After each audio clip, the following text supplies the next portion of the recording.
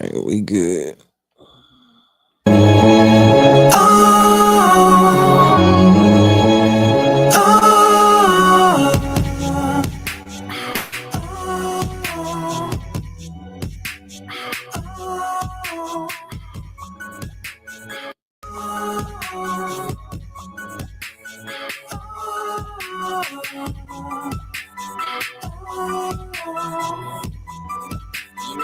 Yo, I respectfully disagree podcast. We back in the building. Got C back with us. What's going on, man? What's going on, man? Can't call it, Back can't call it. again.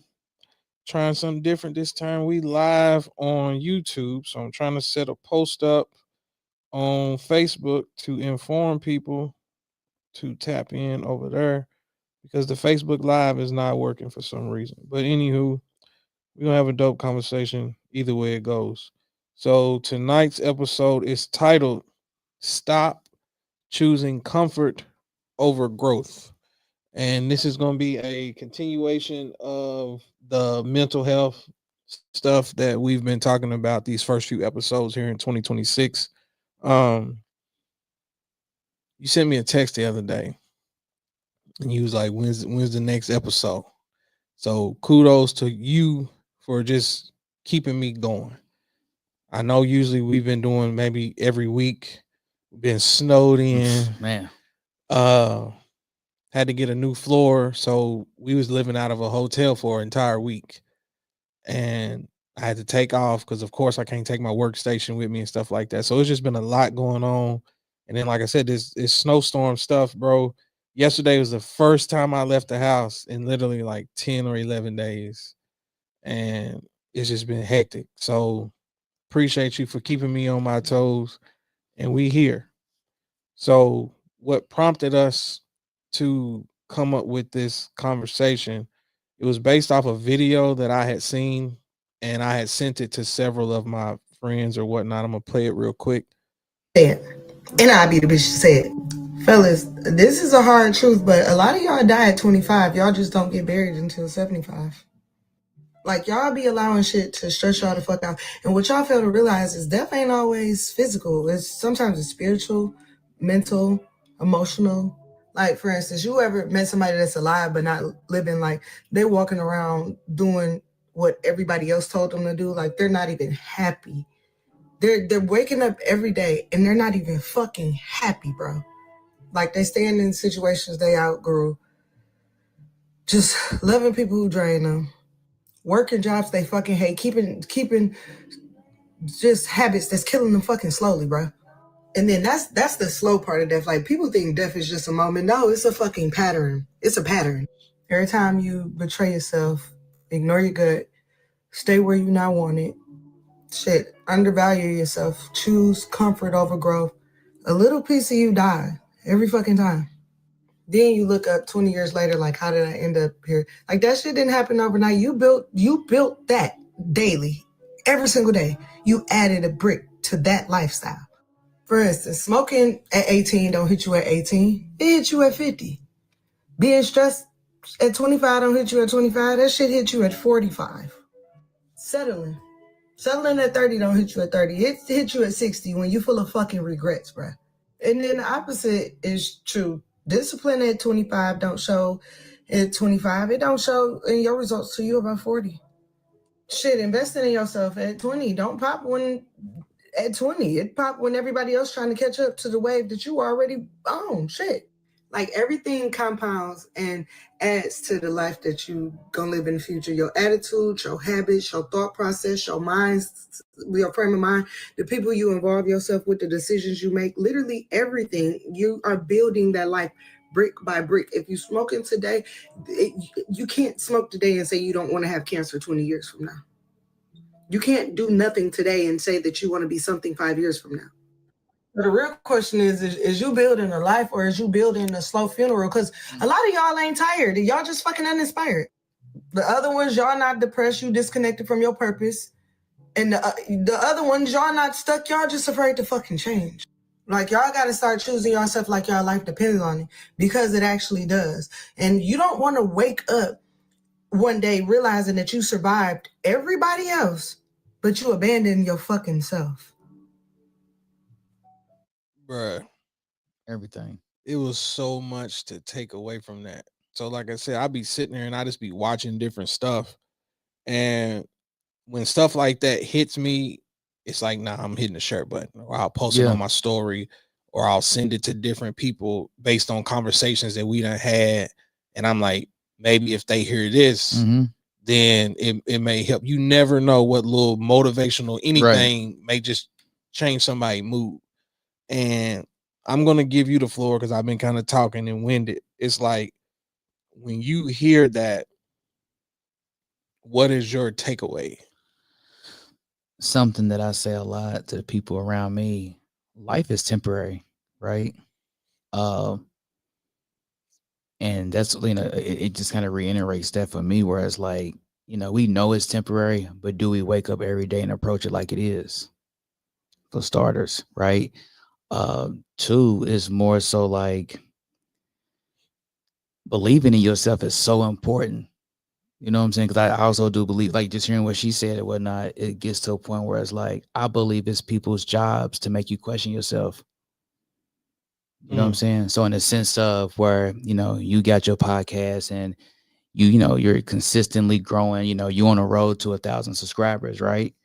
And sometimes, it might not come as quick as you want it, but it doesn't mean it's not going to come. It's just, that's really just a part of the journey of it. Yeah. And, just kind of last but not least, what she said was just like, it doesn't show up immediately. Your decisions shows up 10, 15 years down the line, whether it's just something as simple as, going to the gym, or consistently pumping out episodes, or me looking at stock charts. I've been looking at stock charts every day for the past 5 years, every single day. And it feels brand new every day to me, because I love it, right? Mm-hmm. But that's what I took from what she said. So, not to get emotional or steer the conversation somewhere else, I want to touch on this first, because what stuck out to me the most was where she was like, you smoking at 25 ain't gonna show up to you 55 or whatever she said, 65.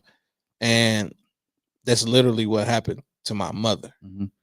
Once she moved up here with me and I became her caregiver because of the cancer, and I'm having to go and fill out the paperwork and the forms and all of that. By her not being a resident of Louisville, we got to fill out all these new forms and health histories and things like that. So when you get to the questions of how long have you been a smoker, and I got to fill in since the age of 12. At the time, she was 61, 62. How many packs of cigarettes do you smoke? 2 to 3 packs a day.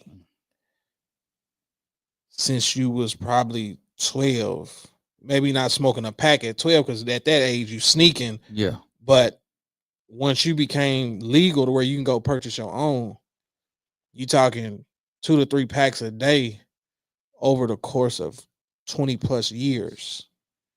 So when I tell you, bro, it's in my other phone, but when they took the tumor out of her lung, no exaggeration, it was the size of a soccer ball. I remember you telling me that. It was bulging through her back. That's how much weight and stuff that she had lost, to where it was like bulging through her back, even though the tumor was on her lung. So it's like, when I first heard that clip and I heard that, I'm like, damn, like that's true. I'm a living testimony of that. Hey, I laugh and joke, big back and poor eating habits and don't go to the gym and this and that. I got to follow up with my doctor Friday because of my blood pressure now. I'm on blood pressure pills. It's like, bro, never in a million years did I think I was going to be on blood pressure medication. But over the years of me, poor eating habits, not staying active, not going to the gym, this is where I'm at as a result of my actions. So going back to the topic, stop choosing comfort over growth. I also applied it to my career path. And it's like, I've been there for, it'll be 14 years in September. And originally I was on a path of every 2 years I was changing roles, which is a typical career building, climbing Right. that ladder. It's Right. like you don't want to stay stagnant. You just constantly going up, going up, going up. I'm 4 years every department. So it's like the motivation or the ambition at the beginning stages was there. When I moved here, I wasn't married yet. I didn't have twins yet.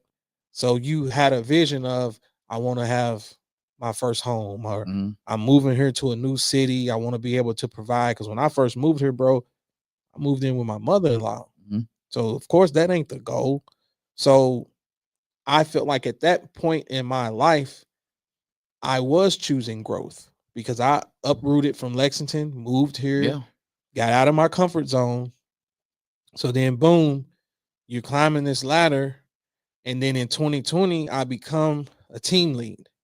Literally, the same week that I applied for the position is when I found out my mother had cancer. So based on my role, it allowed me to take her to her doctor's appointments and things like that. I had that flexibility, so I got comfortable. So now it's been 6 years. We in 2026, and I've been offered supervisor roles and things like that. And it's like now I done found ways where I done started talking myself out of it. And it's like, man, if I need to go pick the kids up, then I ain't gonna have the flexibility to do that. And I don't want to deal with this. You start talking yourself out of it. So long story short, it's like, am I choosing comfort over growth? You start playing all these scenarios in your head and listening to that. It's like, damn, like she's right. And let me ask you a question. And kind of, I'm gonna stay on topic, but when you say, you've been offered roles, and you more than qualify for these roles, but do you ever feel like sometimes that you may not feel deserving of these roles at the time? All the time. Yeah. All the time. Because crazy thing, I said I took the team lead role in 2020. I'm gonna say maybe this was 2018.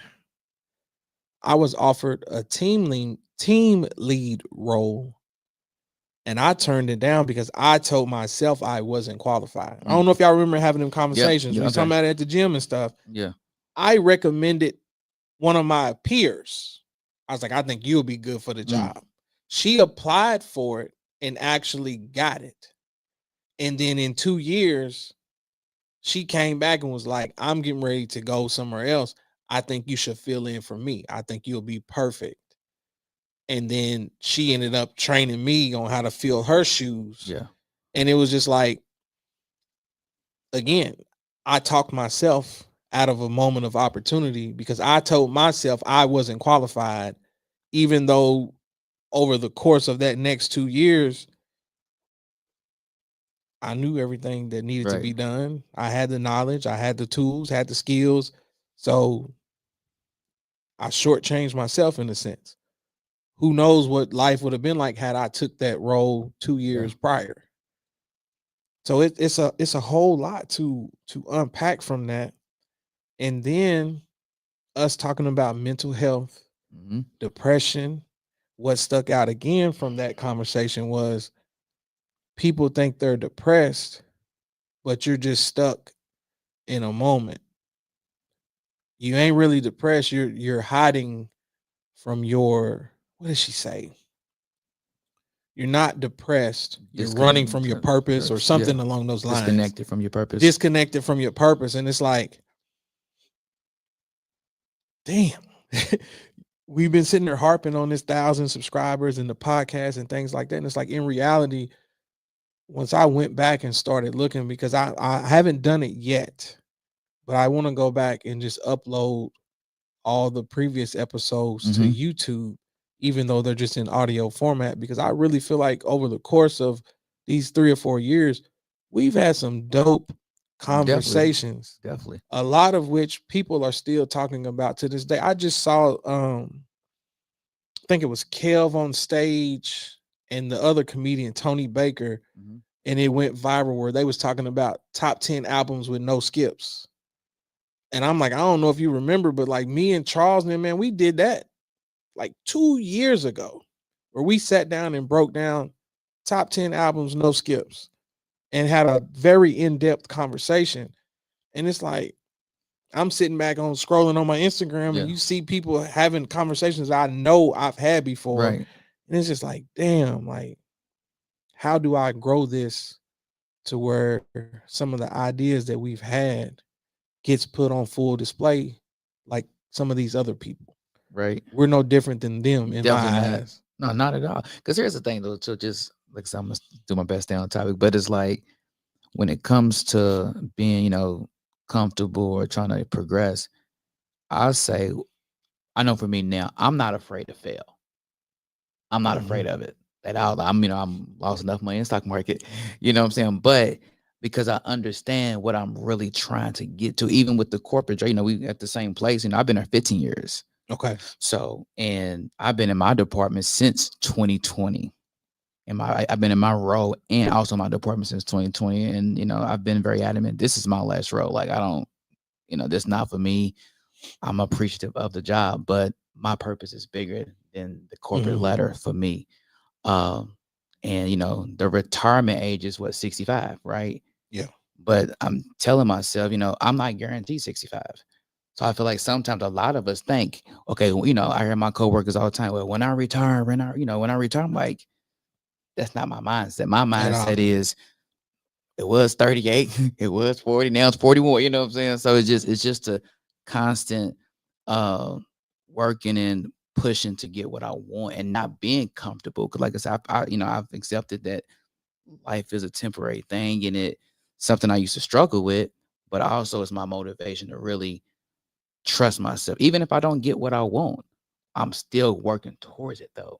Yeah. And I think that's the key part too. That is very key. And I am the polar opposite of everything that you just said. For me, I've always been afraid to fail. Mm. And oftentimes I run away from challenges because I don't want to fail. And again, that's me settling for comfort. And I kid you not, you can ask my wife. It's like sometimes I feel like I have passed that down to my kids. And I'm like, is this a genetic thing or what? Because when my kids are in the comfort of us, I see them do things in terms of sports and stuff like I know what my kids can do. Right. But then when it's time for them to show others when they're on their teams and this and that, and it's like they are so nervous. They are so shy. We got to talk them out of this discomfort that they're displaying. And I'm like, is that something that I've passed down to them? To where deep down inside that I can go out here and do any and Right. everything that everybody else is doing, but I'm so afraid to fail to where I'm just reserved. I'm stiff. I'm this and that. And I'm just like, bro, like it really trips me out sometimes and just thinking about life. And it's like, bro, like I'm guilty of it. You just heard me say I turned down a job position. You recommended someone and they got it and they're probably, feeling great where they at. You know what I'm saying? And it's because also too, and sometimes people may look at you different in that space. If you don't believe in yourself, then you know what, Adrian, all right, we go somewhere else this time, bro. Like, we appreciate, we love what you do. We love to have you. Yeah. It's crazy, bro. Cause I just had a meeting with my old manager. Today's Friday. This was Wednesday afternoon. And it was because there's a technical issue going on. And for the most part, I'm pretty much the only one that's familiar with what's happening because I've been doing the work so long. Yeah. IT can't figure out what the problem is, but it impacts our inventory to where work is misrouting to our team in error. Okay. So we've got over 6,000 claims that have come to our team in error, and they can't figure out how and why. As a result of that, we have to reroute them back, but we can only do them one at a time. So it ain't like we can send a mass. Yeah. So, bro, I've been sitting here like literally losing my mind because I'm trying to help clear these out. Yeah. And at this point, you got to think, bro, like 6,000 is a lot, and you can only do them one at a time. So it's causing a big issue. So I'm sitting in a meeting with management Yeah. and they're plugging my brain, picking my brain, like, what is this? Can you show us? And I'm screen sharing doing that. So it's like, even that in its own self is an example of me. I know the You know material, it. I know the stuff, Yeah. but then when opportunities present itself, I shy away from it. Scared to fail, scared to make a mistake and things like that. So it's like going back to that clip, bro. It's like it was just so heavy. Mm-hmm. It was so much to take away. And it's like that's one of them clips where it's like, bro, you might need to play that weekly, daily, Yeah. or something just to get that motivation to get up and go after it. So when I see little gems and stuff like that, man, I'm sending it over to everybody. I'm sending it out because you never know You how it don't. will inspire others. It's one of them things like, you cool with Kendrick. Like my appreciation for Kendrick is like real high because it's just like talking to him all the time and just being around him. He's probably one of the few people who it's one of those things when people do good at something. It's a difference between someone trying to talk down to you versus someone just sharing their knowledge. Facts. You know what I'm saying? And that's one thing I appreciate about Kendrick is like I've watched him do things, and he's low key. He don't talk about nothing that he do for it. He's not online with it, but Yeah. I've always been privy to it. And I know you just recently got your floors done, but I know when I got my floors done in my condo, just something simple, something as small as he knew I was getting them done. He called me, he's, hey bro, like, hey, look for this. The reason why I'm telling you this is because I think he did a flip on the house and he got a low quality floor. You know what I'm saying? Mhm. But something as simple as he did something where he could have been better and he wants me to have better. You know what I'm saying? Does that make sense? It makes perfect sense. Like that's what I appreciate about him. Whereas like, where my mindset is like, just talking to him, we was talking last night, just trying to get to, he's into the stock market too. So, Mhm. and just trying to figure out how to get to the next level. So basically tying back to what you said, hearing that clip, daily as your morning, like just your morning coffee. Yeah. Just playing it and just get going. Now we done referenced stocks a few times now, and I heard her say it on the clip, but I'm gonna ask you because I haven't been paying attention, but I've noticed what's going on right now where everything is like this is the opportunity to buy the dip in terms of like Bitcoin and stuff like that. I've seen it drop tremendously. It's just a retracement. Educate me because I don't know what that means. So basically, just something called quarterly theory. It's my topic right here. I'm like excited. Let's go. Quarterly theory. So like the stock market is manipulated. It's manipulated. You know what I'm saying? Like all the stock market, the stocks are crashing. No, it's just opportunity to buy. And the how do I say it? The government officials, like the higher up people, the people with the real money. You know what I'm saying? Yeah. They are a part of it. They are the whale. They call them the whales. Yeah, I've heard that. They are the whales. Or you know what? Let's push the price down. Buy low, sell high.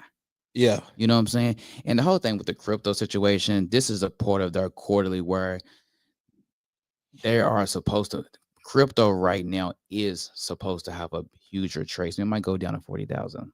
And that's what I've been seeing. That's why I was like, I've been peeking in on it because it's crazy how time flies. Mm-hmm. Because if you recall, we had this conversation at the other house. Yep. When we first started talking about it, I think you was just now getting your feet wet. Mm-hmm. And that was when the whole Doge and all that stuff was going on. So I'm in my head, like I'm trying to catch the next one that I think is gonna blow and this and that.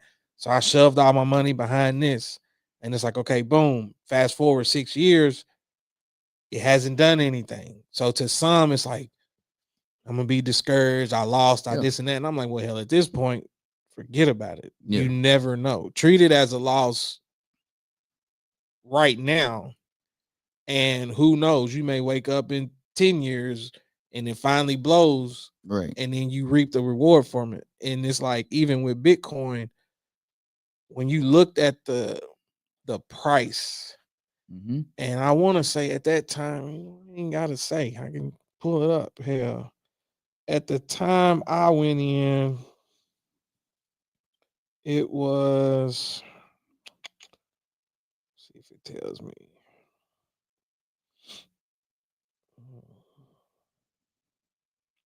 Oh well, we green today, so that's a good thing. Yeah, went up like 5,000, something like that, I believe. So it doesn't tell me what the price was when I got in. I don't think, But but around time when you bought in. yeah. Or I guess what I knew. Go back to the hell, I don't know. Long story short, what I'm trying to say is at the time that I got in,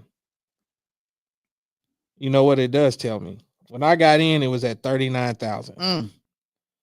So I've watched it and I'm saying to myself, what little money that I did put into it, I've seen it significantly Right. change. Right.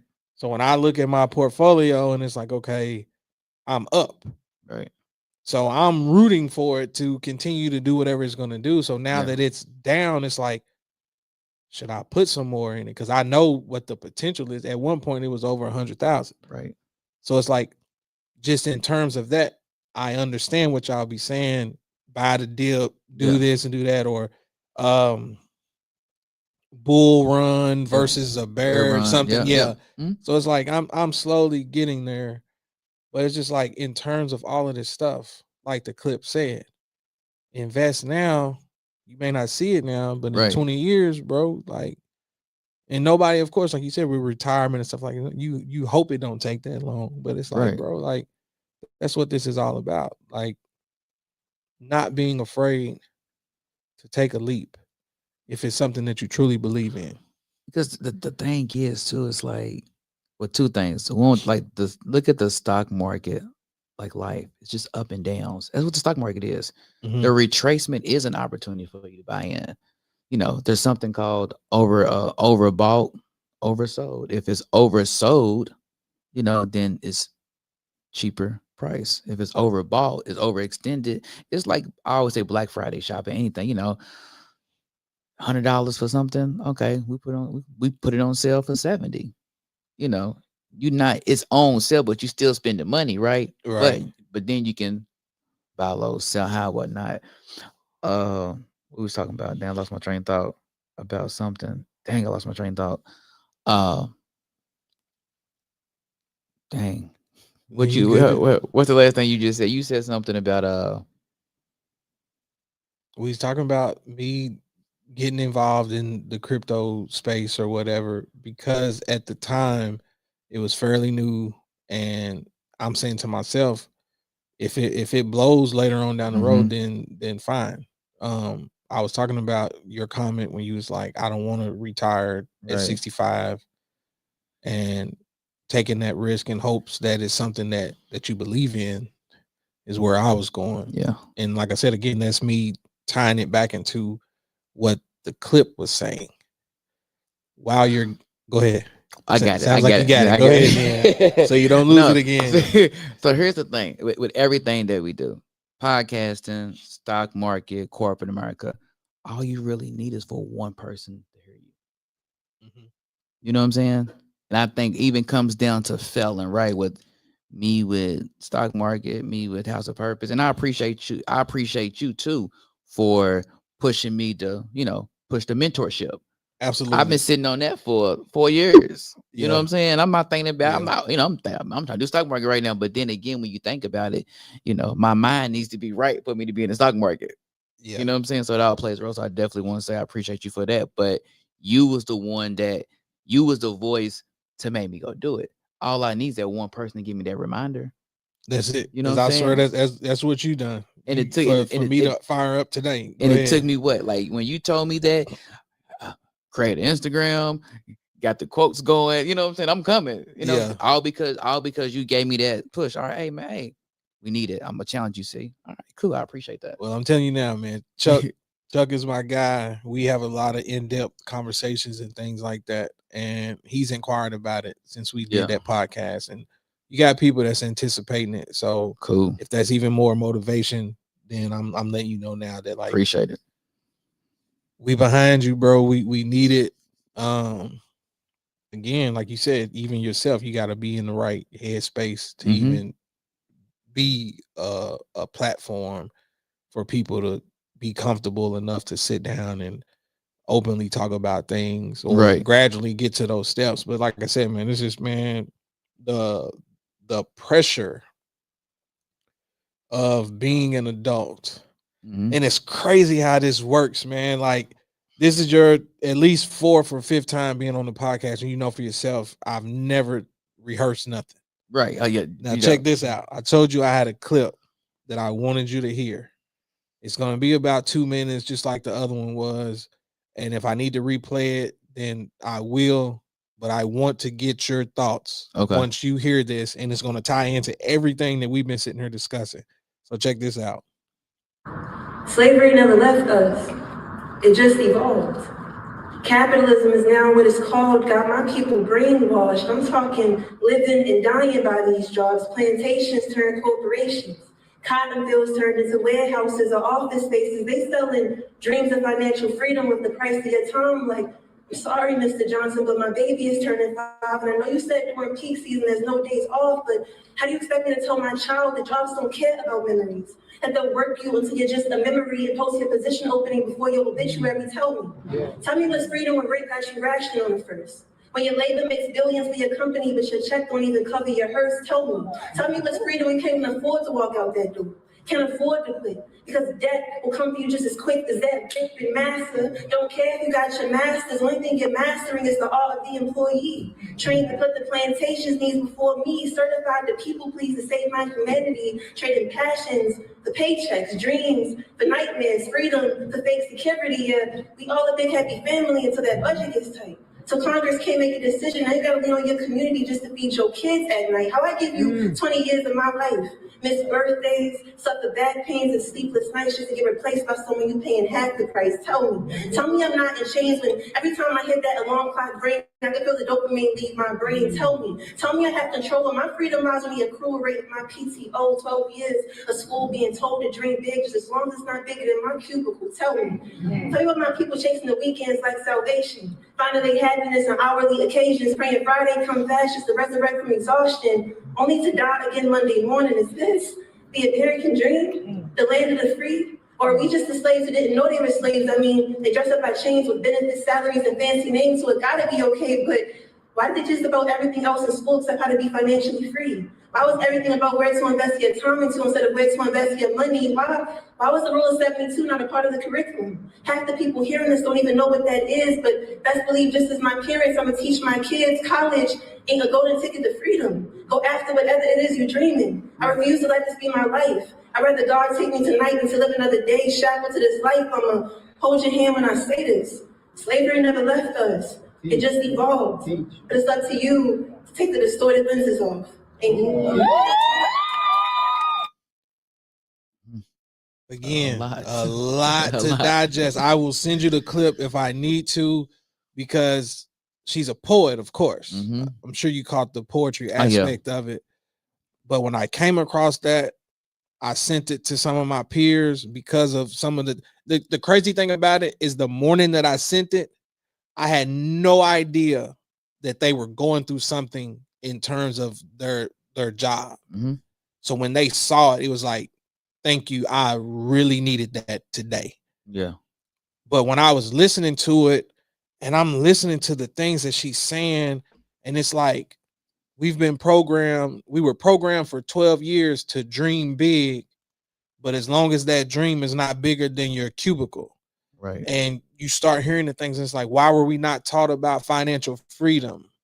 And it's like, damn, when you really sit back and think about all this, because we're sitting here talking about investing and Right. finding your purpose and trying to figure out how to get out of those comfort zones and step towards growth and things like that. It's like, damn, like we've almost been programmed Mhm. not to grow. Yeah. If you really, really think about it. And the programming comes with the salary. That's the part of it. That's Man. the part of it. And even with like the whole thing with the investing, like and stuff like that, just me being so intrigued by it now is like I think I told you before, there's no way they could have taught this in school, because sometimes, like you said, they wouldn't be able to program as much as they have. for the last 100 years. Facts. You know what I'm saying? Where there's a lot of intelligent people that look like us, but the resources weren't available. Yeah. You know what I'm saying? So when the resources are not available, you know what? I know you need this, and let me give you this. Let me give you this salary.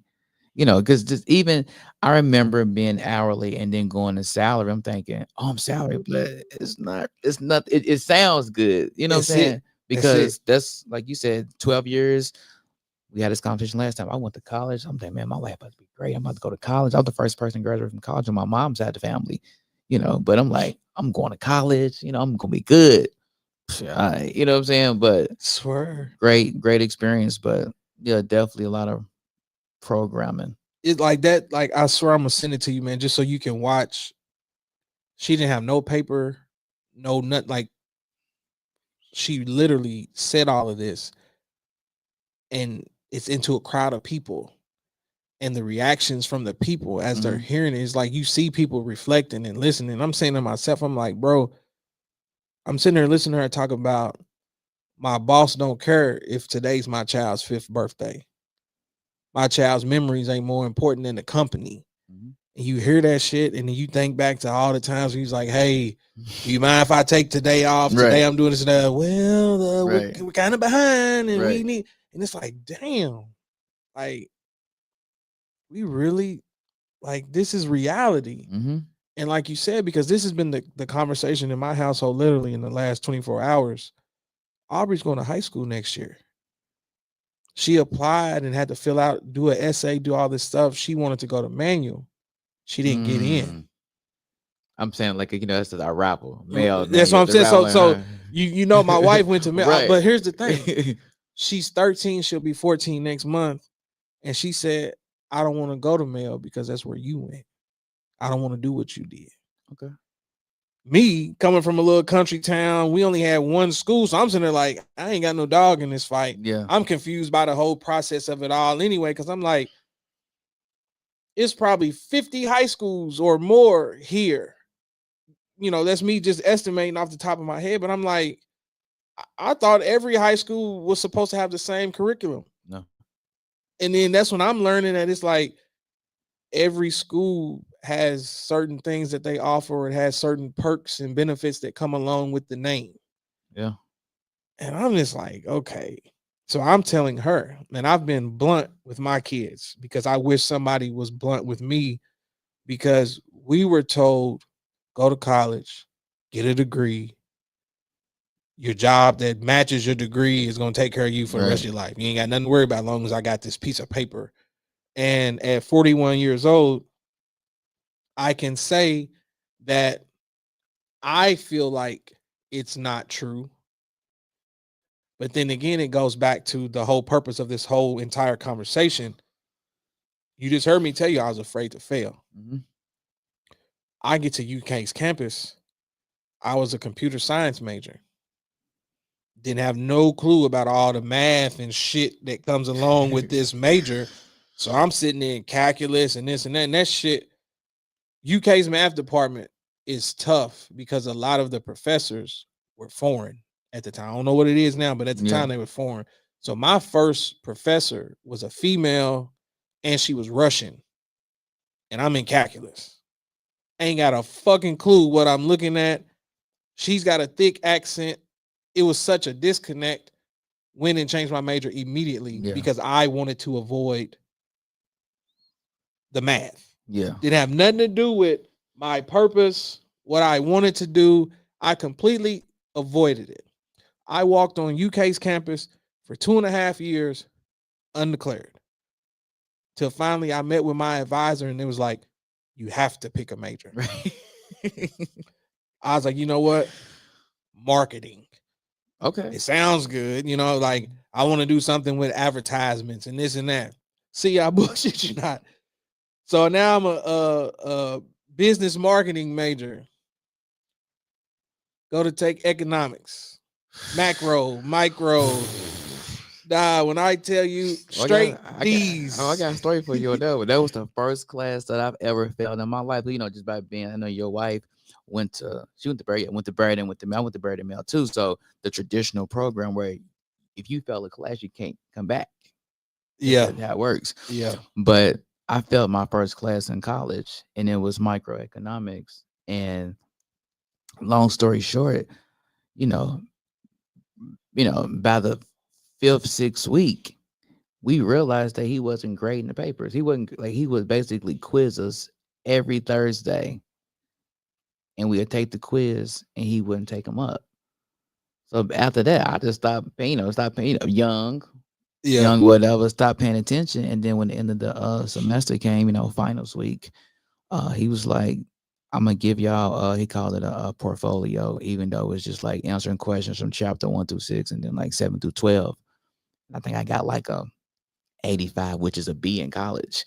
I got like 85 on it. He said, but we got the final coming, you got the final, whatever. Came back to Louisville, already registered for my class because that was part of my, I'm just a business major, management, whatever. But when I got home and I went to Blackboard, I saw I had an F.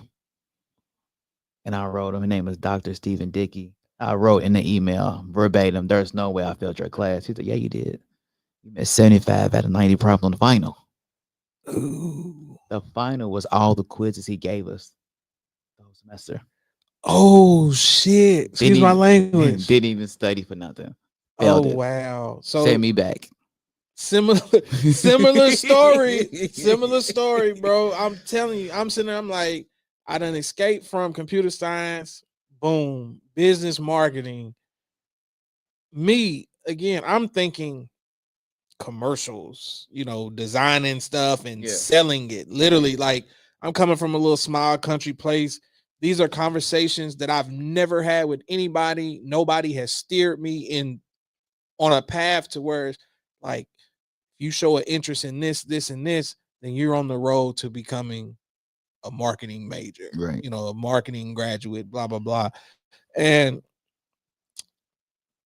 economics, macro, micro, I have no idea what they're talking about. This shit is boring. One day the professor passed out a paper and it had a whole list. Man, it was probably like 3 pages. And you had to list debits, credits, something else. I didn't get any of them right. None of them. And I'm sitting there like, bro, I have no idea what the fuck this shit is. So every day I'm going in there, I'm taking notes, doing this and doing that, but I'm failing everything. So I meet with the professor again, it's finals week, and they was like, I see you in here every day. You alert, you taking notes, you doing this and you asking questions. I see that you're trying. So here's what I'm going to do. Whatever you make on the final is what your grade is going to be in my class. So, bro, when I tell you I'm up like cramming, trying to grasp these concepts, because similar to what you're saying, it's like, this ain't about reading something and then regurgitating it. They're wanting to know if you understand the ideas behind this, the theories behind it all. So it ain't gonna be a what is this definition, right? Final. Here's the information. Now apply it in business terms and economics and things like that. And I made a D. I'm on scholarship. So get a letter. They're telling me that because of my grade, because I had to maintain 3.3 to keep my scholarship. I had to keep a 3.3, bro. Listen to me.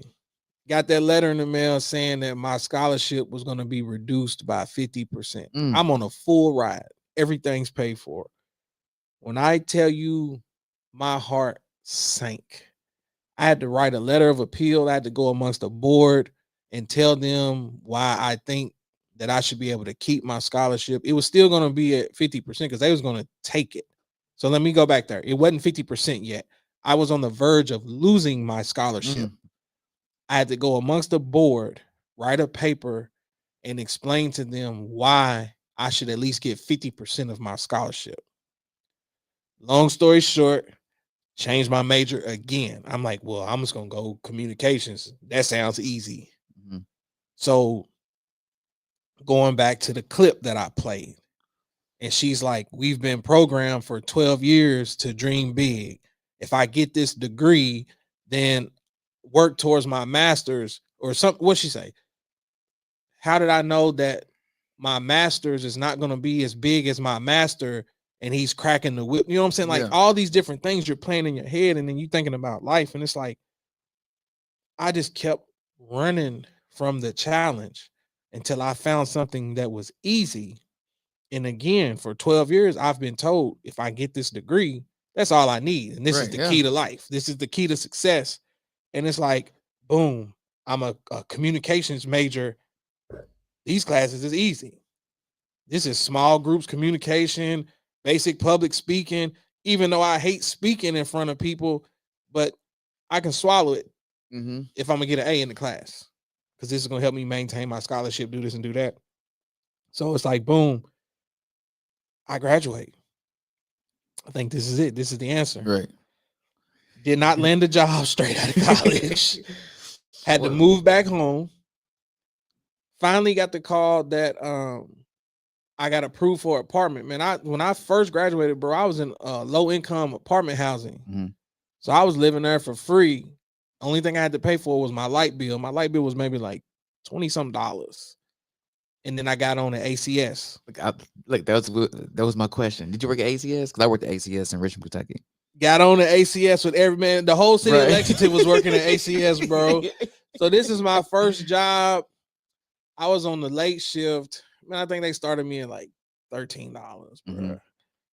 And I'm sitting there in my mind, I'm like, bro, this can't be what I just went to school for. It can't be. And that's when it hit me, and I realized that it's like, bro, the results of my actions is why I'm sitting here answering these phone calls, which ties back to what she said. Decisions that you make now may not affect you right then, but it will affect you later.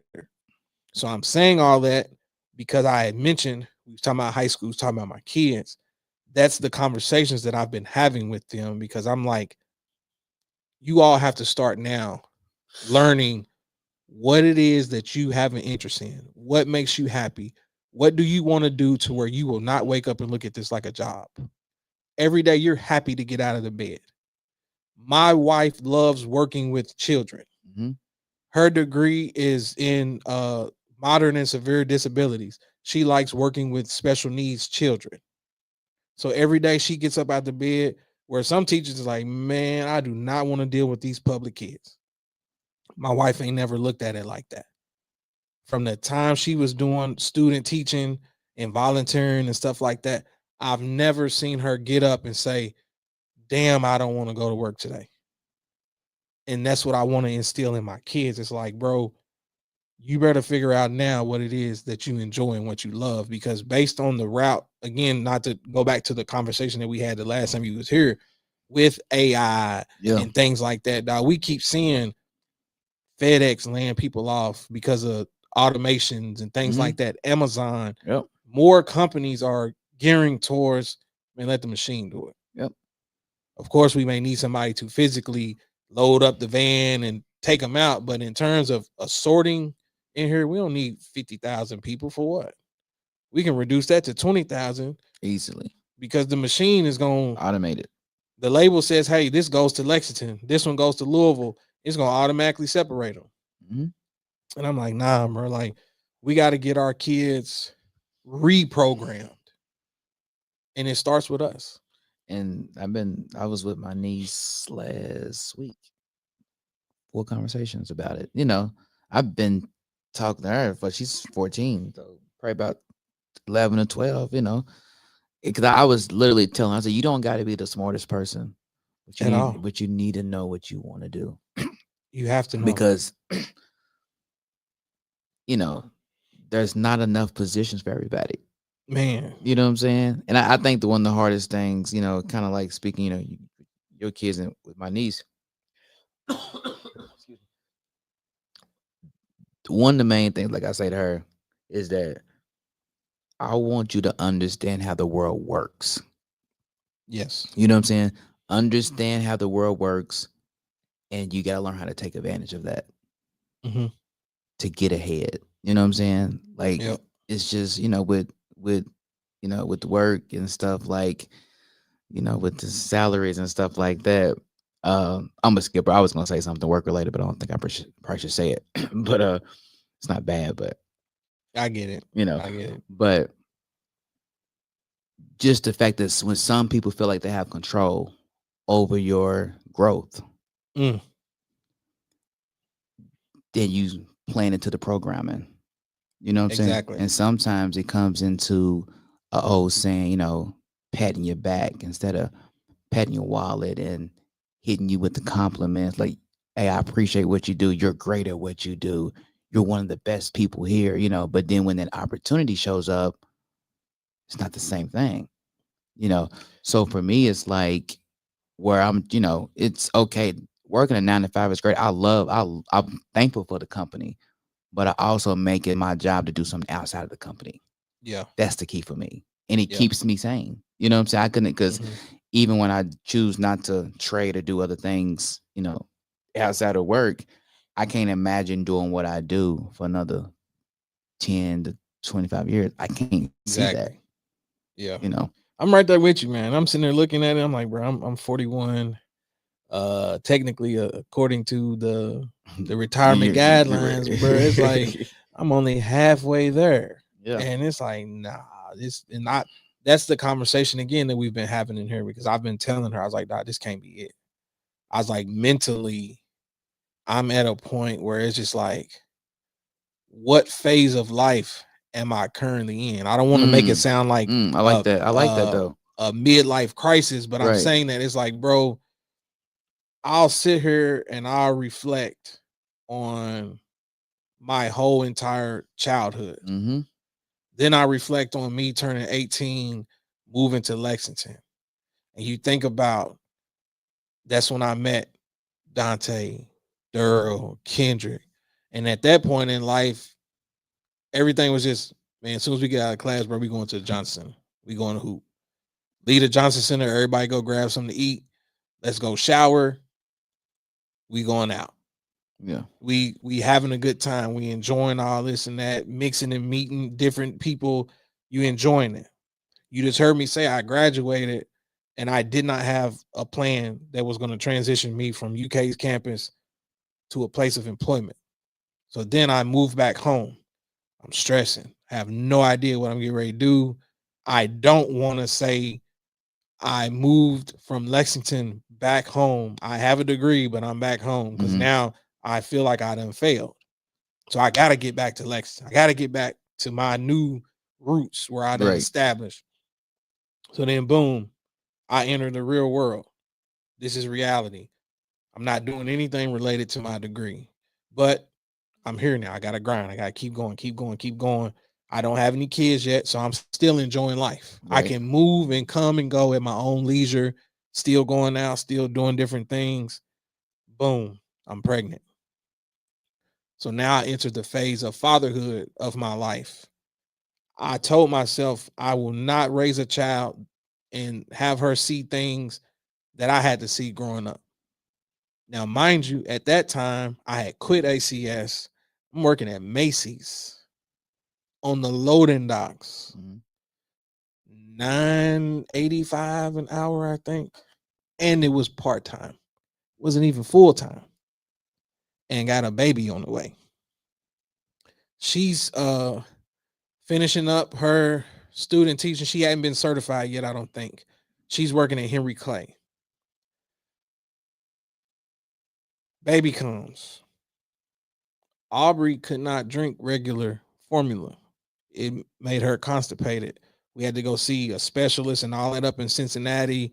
They had to drain her stomach because she wasn't having bowel movements and things like that. So she could only drink, I think it's called Nutramigen or whatever it's called. The most expensive formula on the shelf. $35 a can at the time. And she was going through a can every day and a half. I'm working at Macy's, $9.85 an hour, part-time.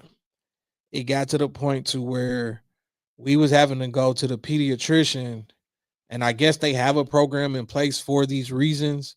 to where they're able to give us X amount of formula at the doctor's office, but then they were giving us a coupon to where if we send in this voucher, then we may get like 2 or 3 cans in the mail.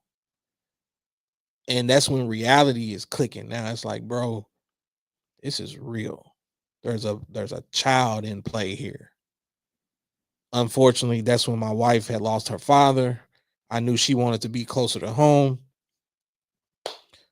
Now we back to the conversation that we was having, choosing growth over comfort. And it's like, I gotta move. Yeah. I gotta try something different. So now here's this next journey of my life. Now I done got married. I guess apparently the honeymoon or whatever you want to call, I don't know what happened, but around that same time, we actually think that when we got married, she was already with Paige and Peyton. We just didn't know it. Yeah. So now you tell me that I got 2 more. So I went from fresh out of college, don't really know what's going on, still thinking that I'm this teenager enjoying life, making stupid decisions, doing this and doing that, to now, boom, bro, you a family of 5. And I ain't no house. I just got an Impala, Chevy Impala. No, none of that.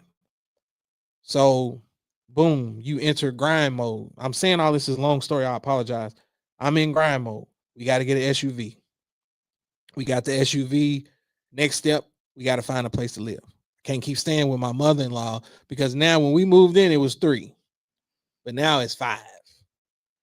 So to me, it's like, damn, that's disrespectful. Like we didn't sign up for this. Yeah, I may be your mother-in-law, but guess what, man? You in here multiplying, bro. Like what you doing? What you doing? And boom, that's the grind mode. We got to get it. We got to get it. Fast forward, Peyton and Paige will be 12. Aubrey's gonna be 14. So now I'm stuck in this moment in life where it's like, bro, is the only thing left now is just to keep working and pay bills. Technically, we're still young. Man, I'm glad you said that, man, because I feel you. Nah, you feel like, look, first of all, man, look, the poor health decisions, bro. My back hurts, knees hurt, everything hurts. But again, that's from not being active. And I'll hold myself accountable for that. But like I said, in reality, 40 still young. But mentally, I don't feel like it. I feel like I'm just trapped in a space where I can't just go and change careers or make some kind of drastic decision because of the fear of setting my family back now. Yeah. I mean, it makes a lot of sense. And I think that's always a, honest comparison, your lifestyle with your life compared to my life, right? I got no kids, no wife. So I kind of have that. Like I said, I've lost a lot of money in the stock market. You know what I'm saying? And some days I might sit there with all the lights off on purpose because I done lost so much money and I don't want to talk to nobody. You know what I'm saying? But I don't have nobody depending on me, so I can take that extra risk. It's crazy that you said the twins, will be 12. Are they 12 or they will be 12? They will be. Will be 12. And I honestly still remember the gender reveal for them. And they had a box or whatever. And the first balloon was a boy. You was like, I'm cool. At least I got me a boy. Man, swear. Yeah. Telling you, our time flies, man. That's why I keep telling her, I'm like, bro, we talking about 4 years now. 4 years. Aubrey is potentially leaving the house, potentially going to college or whatever path she decides to go down, bro. That's 4 years. She asking for us to take her driving. Like, man, first of all, pump your brakes. But it's like, these are real conversations now. So mentally, headspace wise, again, tying this back into the theme of this conversation in terms of just mental health, understanding growth and stuff like that. It's like, bro, like, I'm stuck in a phase where I just feel like the only purpose I have now is just to work, pay bills, and provide. But the good thing is, look at it this way, from the outside looking in. Like you said, once upon a time you did have that comfort, right? You had the comfort mindset, but also you getting out of your comfort zone, right? Getting out of your comfort zone and I'm gonna use the word partnering up, with your wife, y'all gave y'all kids a comfortable life, a comfortable childhood. Too Compare, damn comfortable. compare your kids' childhood to your childhood, right? Like you said, when Aubrey was first born and conceived, you said, you know what? I got to make sure she don't experience things that I experienced. Yeah. You know what I'm saying? So that's always, something always to look back and be, happy about. You know what I'm saying? Right. And kind of even with my niece, like I told you last time, like she ain't got no sense of urgency towards anything. Like come on, man. But and we have those honest conversations. We talk in person about. And I'm real bold with her though, so I'm not sugarcoating anything, and so which I appreciate that too with her, where she is comfortable enough to call me or ask me any question that she wants to ask me. That's dope. That's super dope. It's just it's scary, man. It's scary, and it's like, bro, like both of those clips that we've listened to, it's like mentally when I come across those, I'm like, damn, like this is speaking to me. But now, how do I turn all of this into the next stepping stone in life? Like, where am I trying to go? If I'm saying that mentally, I just feel stuck in place and this is my routine. And that's why she was saying that, men are not happy. Like you slowly dying. It's like mentally you're dead. Like you're not dreaming of nothing big. You're just comfortable and content. And I'm like, I don't want that to be me. So what is the next challenge? What is the next whatever? And it's like, if it's this damn podcast, then full throttle. This conversation has not gone the way I planned it in my head, but it's been a brilliant conversation. And that was gonna be my next question. I was gonna put you on the spot because you always put me on the spot where you said you feel stuck.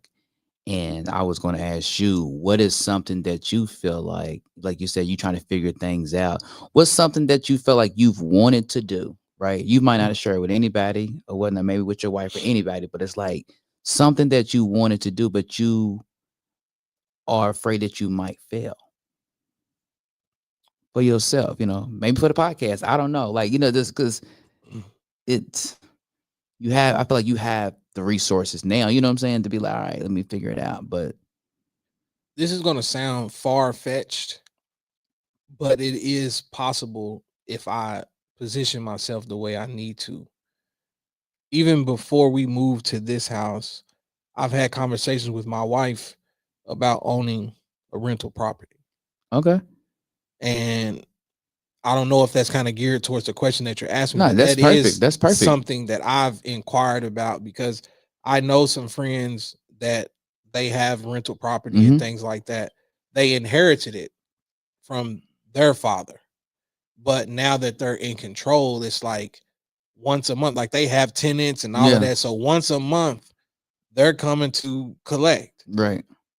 That pays for what they do in terms of their priorities, but then the money that they make from their job is just leisure, assets and liabilities. And it's like that's something that I would want to be able to do, or to say that if I leave this earth, I left here with something to leave for them. Ooh, this is perfect. I'm gonna get back to what I'm saying. Like, when my mother passed, she had just enough for her to have a proper service and a proper whatever. It wasn't nothing left over to say that, hey, this is something that I'm able to leave for y'all. Be smart with it. It's going to help you build towards something else. And you're thankful, you're appreciative for being able to do things properly, because those are things that people may not prepare for. It's like you suddenly hear that a loved one has cancer, they're passing, and then you may find out that they didn't have insurance or they didn't have this and that. So now you're stuck with having to take care of the necessities, and that ain't cheap. Right. So how do we right those wrongs in terms of breaking those curses? And the reason why I said this is perfect is because I told you I want to talk about the Glorilla thing, but we'll get there. But I'm just saying, like, going back to your question, I want to feel like I have ownership of something. I have to manage something, and that gives me purpose. That other house that we were over there renting is like, I used to hate when that man came over. You got my money? Like, he literally said, like, he's an older, elderly white man, and it would rub me the wrong way, bro. You knock on the door, you got my money, and I'm just like, what the fuck? Now look, it got to the point to where when I see him pull up, I'll tell Andrew to go to the door. I'll go downstairs. I was like, nope, I don't even want to see him. Yeah. I don't even want to hear his voice. But it's like, I'm 41. I'm telling you that in my head, I feel like I'm stuck, and the only purpose in my life right now is just to work, pay bills, take these damn kids to practice, and make sure they got everything that they need. But it's like, what am I setting myself up for next? And the reason why I chose that to answer your question, excuse me, is because you heard me say I moved here. I didn't have nothing. Chevy Impala. Just left a job making $985. I got on it where we work at now. I got married that same year. Had twins. Credit and stuff was good enough for me to get an SUV. We moved into a home, even though we was renting. We saved. Now we are in our own home. So in terms of the checklist of life, it's like, okay, I've gradually checked these things off. We're in our home. What is next? There's no big milestone to check off in terms of goals from a family perspective. We got running vehicles, may not be BMWs and stuff that Glorilla sister wants, but it's like, you know what I'm saying? We got running vehicles, fairly modern. You know what I'm saying? It's like, there's nothing else from a bucket list perspective that we could desire other than, hey, let's stack some bread and try to get a property, get something, you know what I'm saying? Like, that's the generational wealth part. Yeah, it may take us a minute to stack this money, or if we stack enough, it seems like it's a lot, but we're going to get it back tenfold, because as long as we own it, it's going to keep rolling. So that is the answer to your question. I understand it was long. No, I thought it was perfect. It's going to happen for you, because it's going to happen for you. Like, dude, like that. I want to be able to pull up somewhere and say, "You got my money." I want to be able to pull up and say that shit too, because that's a bar, bro. And it's like, damn, it's going to happen. And the crazy part about it was, bro, like, we moved here in 2021. So you're in the midst of COVID, and you remember during COVID, they had made that ruling where at one point people didn't have to pay rent and stuff like that. Yeah. So our rent was $800, and it's 2021. We hadn't told dude that we was done saved up money. We in the process of looking and searching for a house, and he comes over out the blue, bro.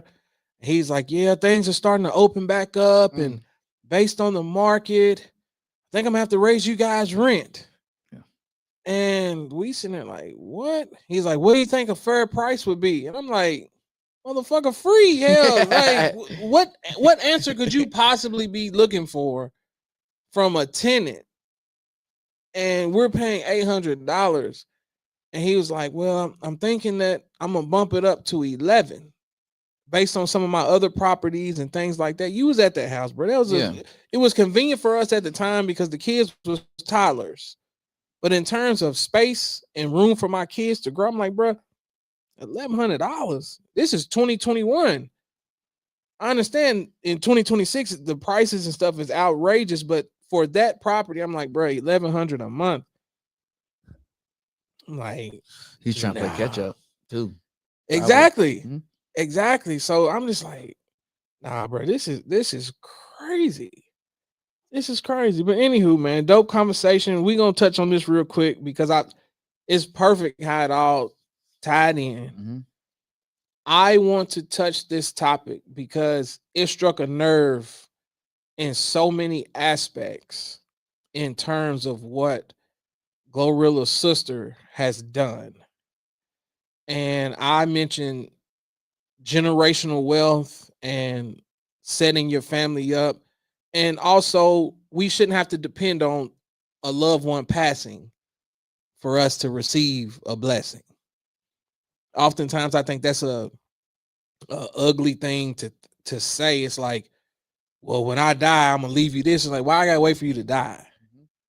Like, what are you doing in life right now to be able to say, hey, my child wants to start a business. Here's 10K to help you get started. And it's like, we don't even have those thoughts. So going back to this Glorilla thing, it's like, for those that are living under a rock, her sister went live and she felt that Glorilla is not doing what she's supposed to do as somebody that has made it out, quote unquote, and she's not helping them. And when she said that she's got 10 siblings and that Glow didn't retire her mom, See that part. and you felt the emotion in these rants. And when I first started listening to it, I was sitting down expecting this like emotional aspect of it in terms of, damn, you really forgot about us. Like heartbroken, sad. But the more I listen to it, it's like, bro, this sound like envy. This sound like jealousy. And then what took me off the deep end was when the sister was like, do you know how embarrassed I am when I leave a club and I got to get in a Malibu?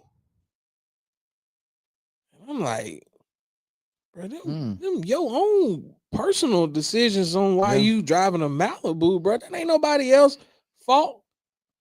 So then she was like, and this is the part that I think people are not listening to or didn't catch. I don't know how much of it you've paid attention to, but she was on live and she was like, yeah, I got Glow's number from mom and I hit her up and asked her to cash out me some money and she blocked me.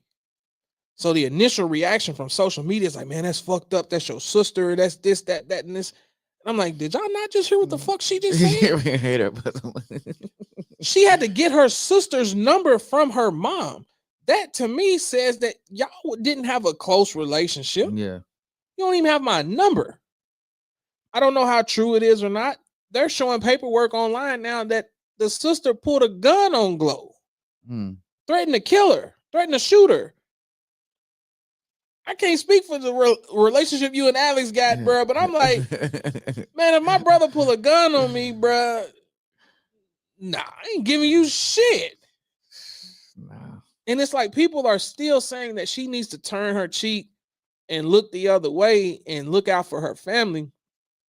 And then I'm like, the dad retired from the post office. They're saying that the mom works at FedEx. I don't know what the cost of living is in Memphis, but I'm like, here in Louisville, Kentucky, bro, those are two solid jobs. Right. Now, granted, when you insert the aspect of having 10 children, that changes everything. Of course.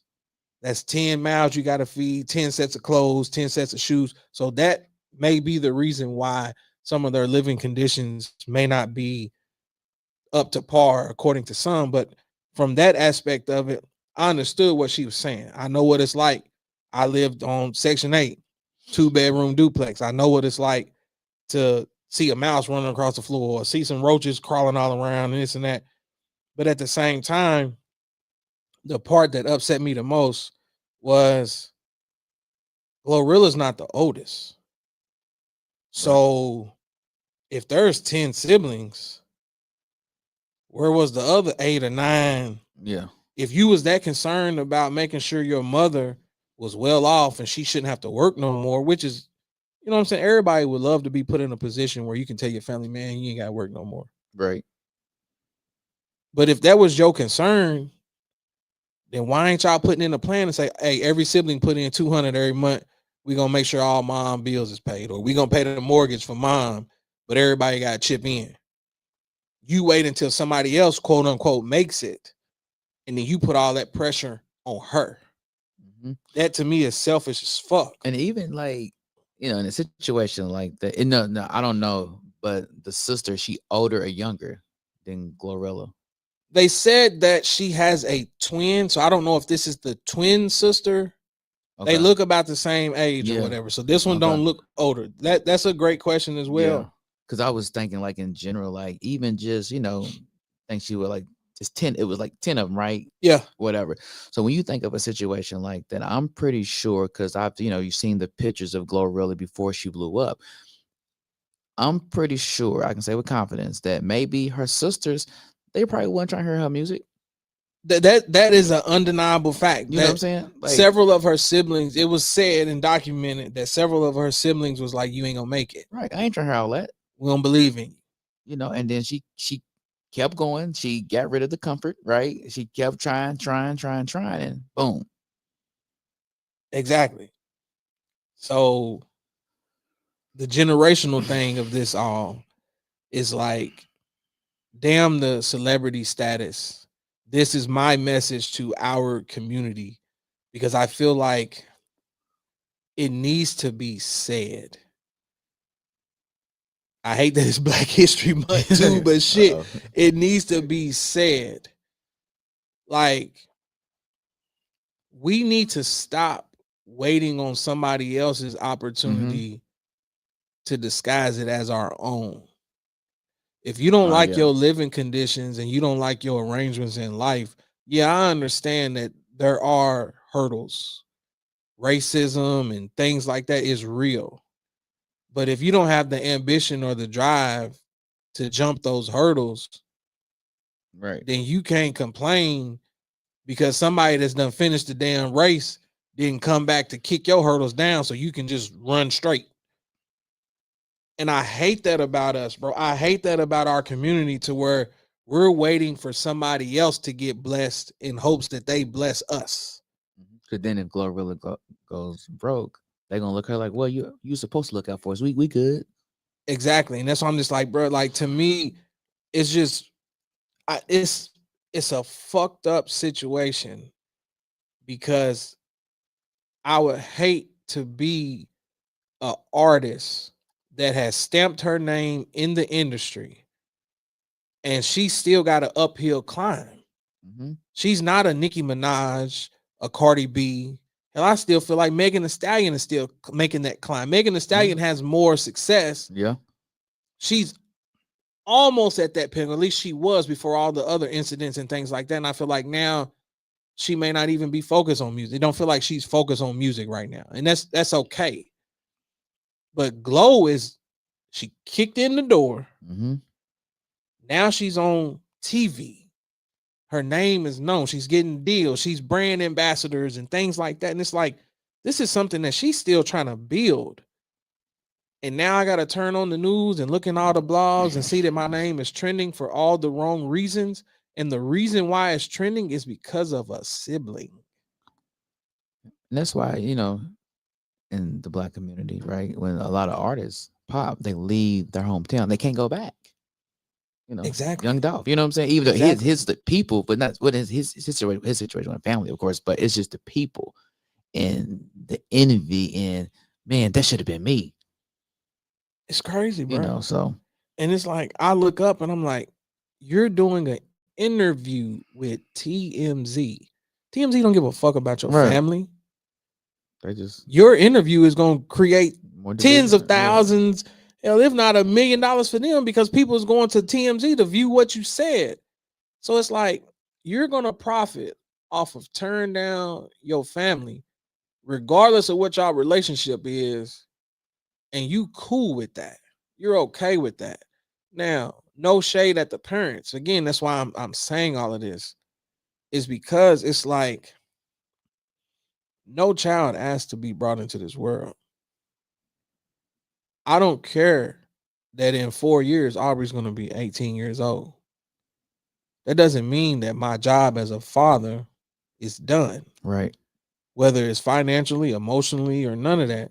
So our community is notorious for, well, they 18 now, they on their own. We gonna always need help, bro.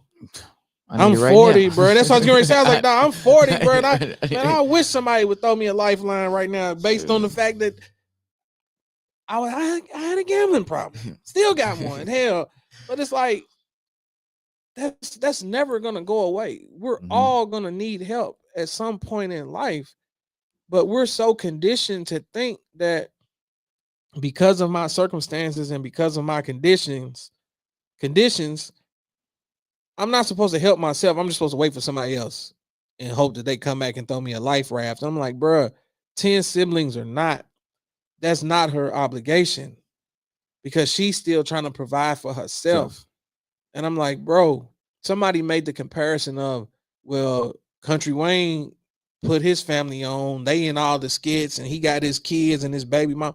I'm like, bro, there's, to me, in my opinion, and I can push the button if y'all want me to, I don't think that that's a fair comparison It's totally different.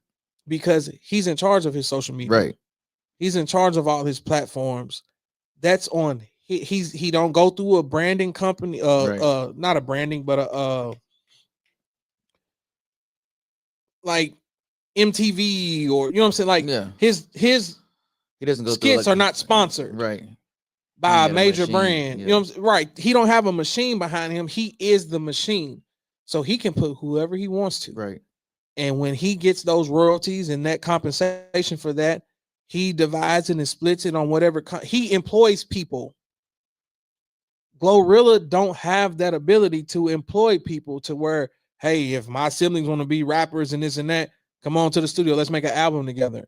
And that's why I'm like, you can't compare apples to oranges. It's not the same.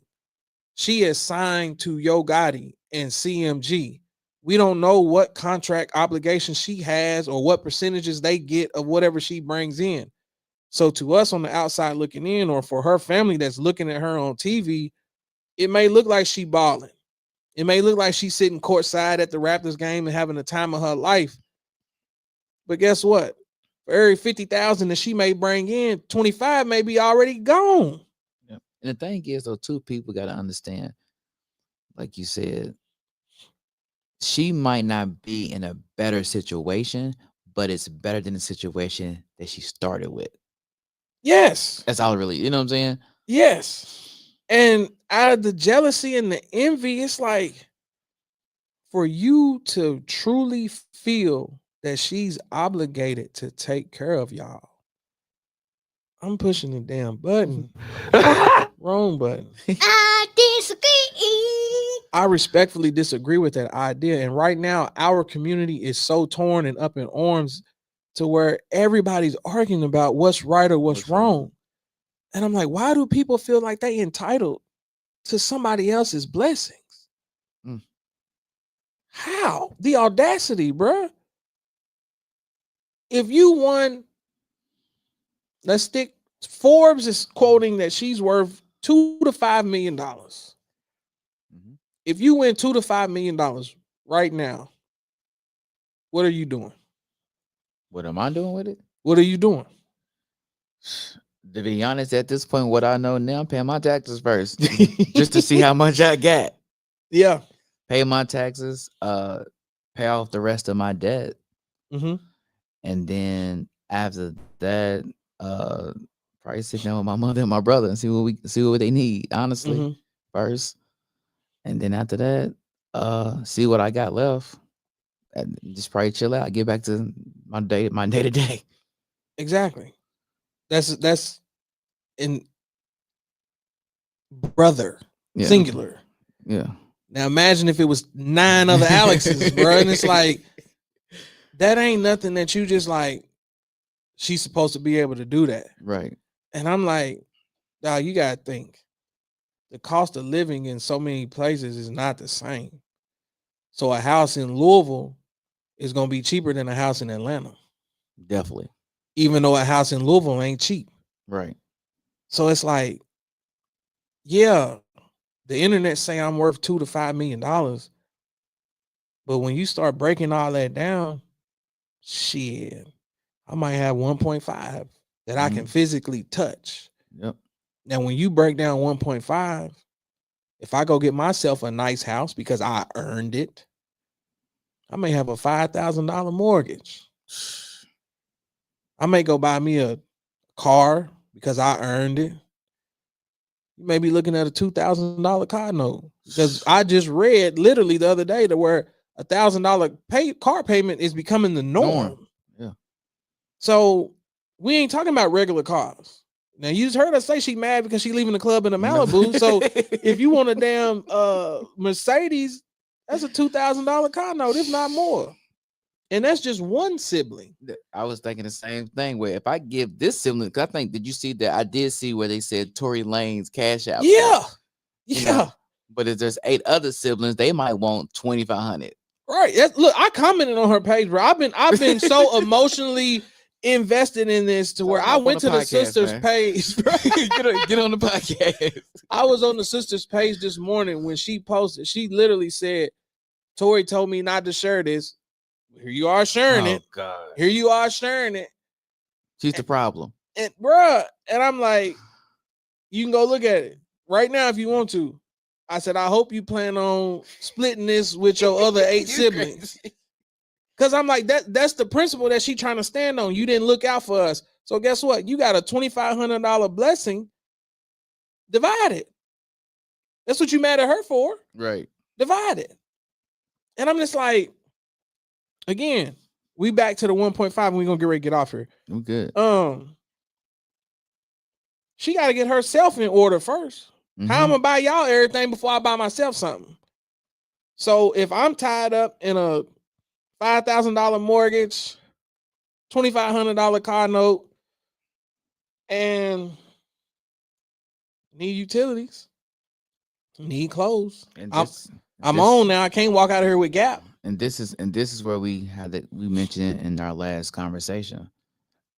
Glorilla is well within her right to be selfish this time. Yeah. Yeah. Something wrong with it.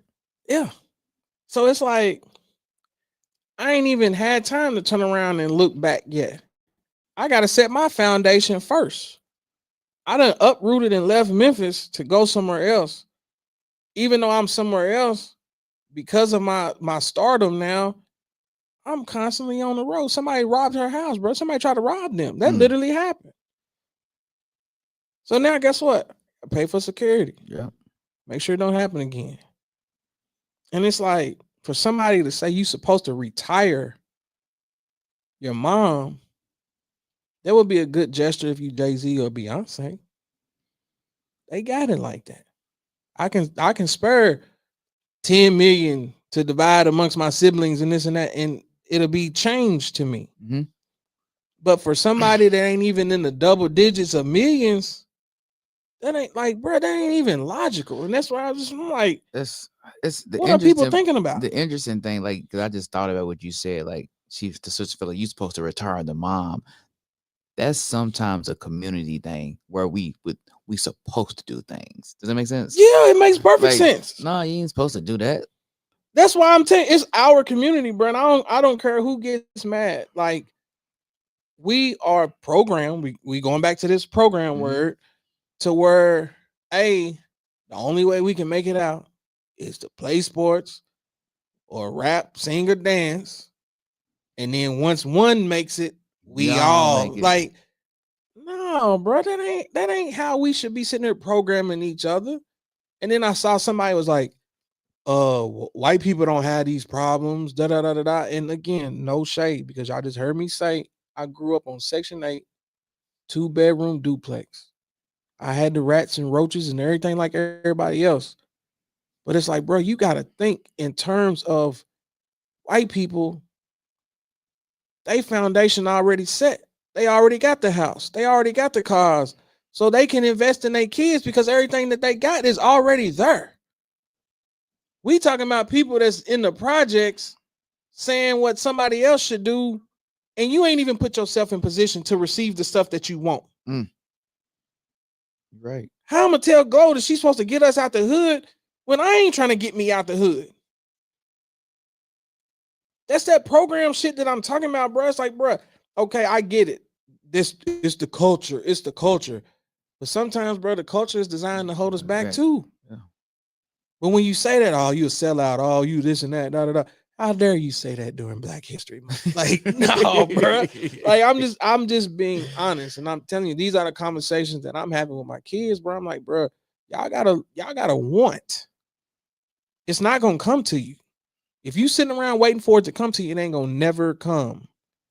And it's unfortunate that that's the situation that we looking at. And I'm done rambling because I'm just like, that should not be on public display.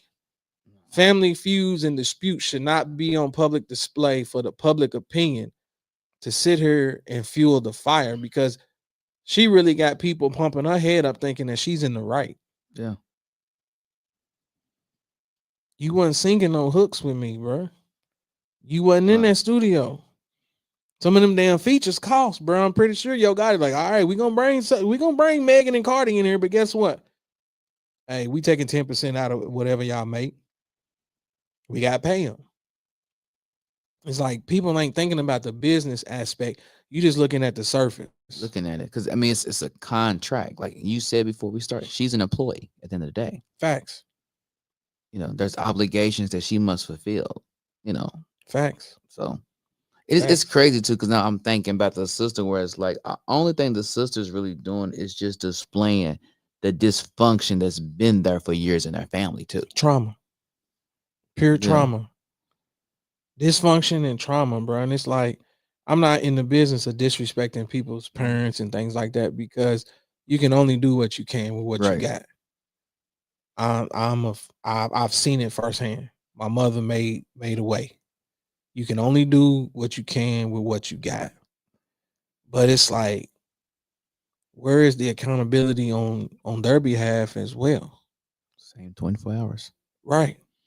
Right. So I'm like, nah, bro, you directing your anger at the wrong person. My wife comes from a large family. Ain't nobody waiting for no handouts. Every last one of them are doing something productive to provide and make a way.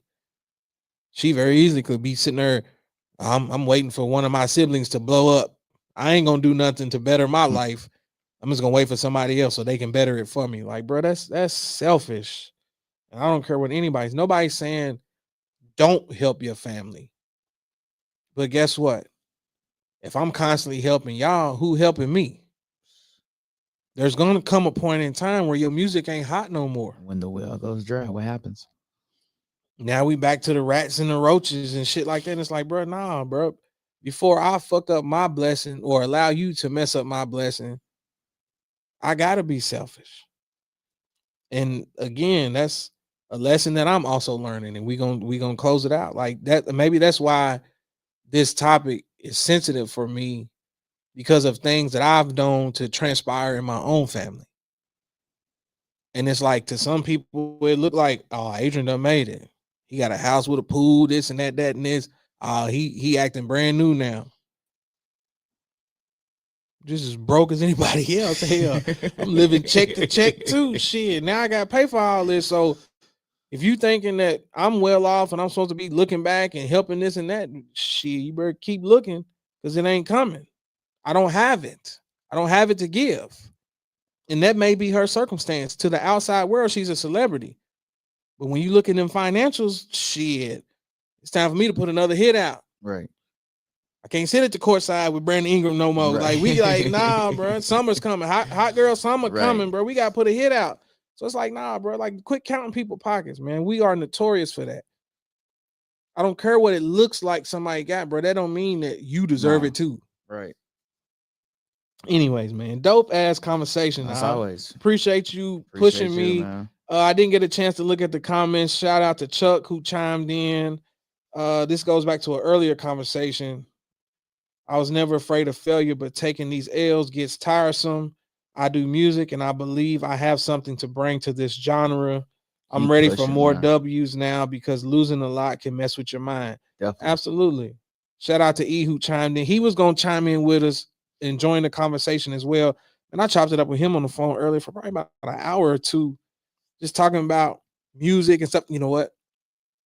Hot seat. What's going on? Top 5 mixtape artists. Top 5 mixtape. If you had to name 5 artists from the mixtape era, okay, and you're saying that this is the pinnacle of the mixtape era, I ain't gonna say 5. 5 is a lot. I mean, I'm gonna just no order. No order, of course. Just Okay, just reminiscing on that time period. Wayne, Mm-hmm. Future.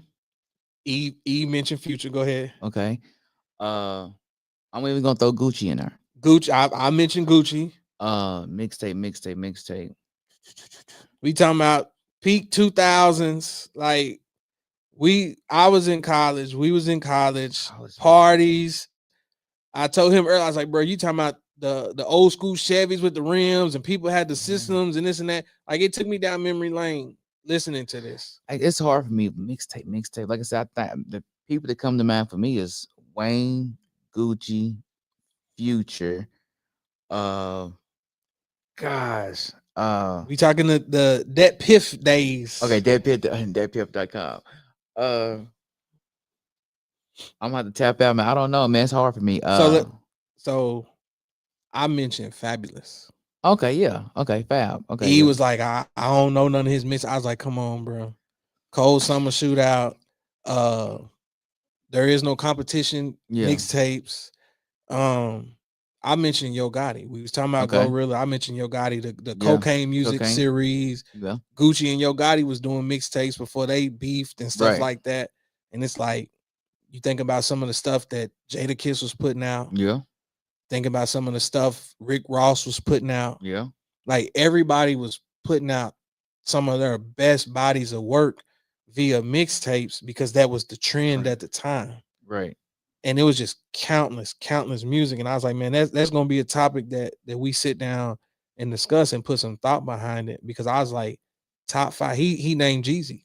Yeah. Can't forget about Jeezy. Definitely Jeezy. That's what I'm saying. Can't Ban the Snowman, all that stuff. And it's like,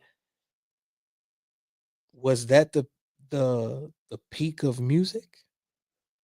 You're a big music person. I understand this is a whole different conversation. So we ain't gotta dive deep into it. Was it the peak of music? I would say was the peak. I would say yeah, because I think that's before streaming.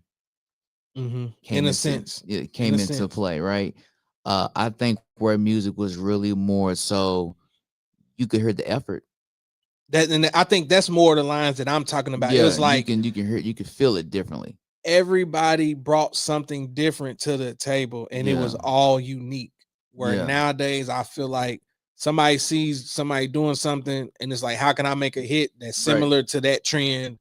And then everybody's music starts sounding the same, and there ain't no uniqueness to it anymore. Even like back then, like I mean, I'm even back on the music, like rap songs is 3 to 4 minutes long.